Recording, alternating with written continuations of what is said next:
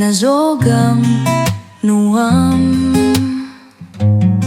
Lungah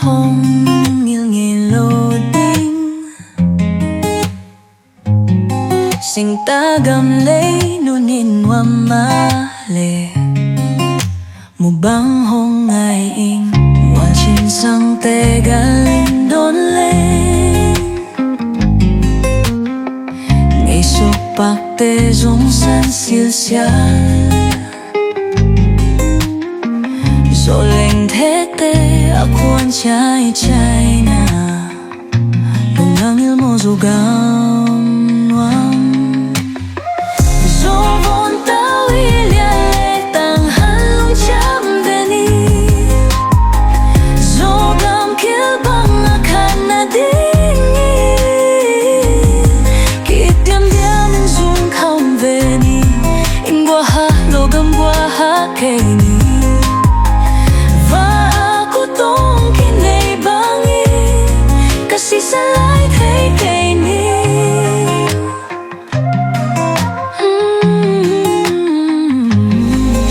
Lamal Zogam Nuam Bài mệt xoan chim thấy kênh ngei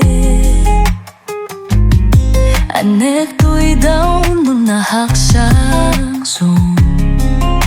anh bang hong ngei wal chin sang te galing don lên vui tông bak te san zelzel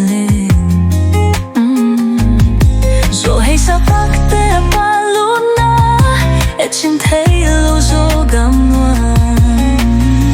Zo vốn tawh lia lệ tang hanciam về ni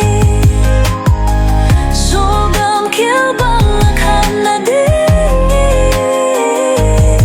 Kịp điam điam in zoom kham về ni In qua ha Zogam qua ha kê ni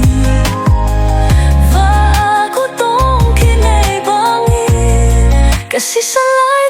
kay ning kami na kay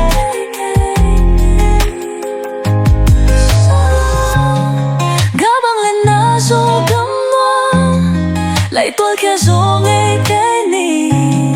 nop na dah na kiwap khao ma day tên li bang chin na Zogam tawh lia lệ tang hanciam về ni Zogam kibawl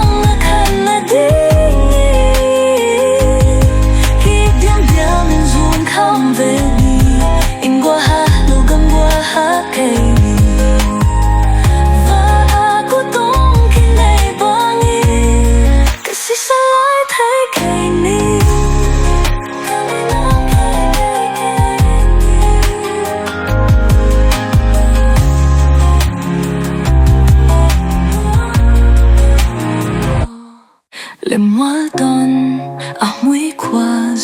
zelzel unok pakte palile so lawhdan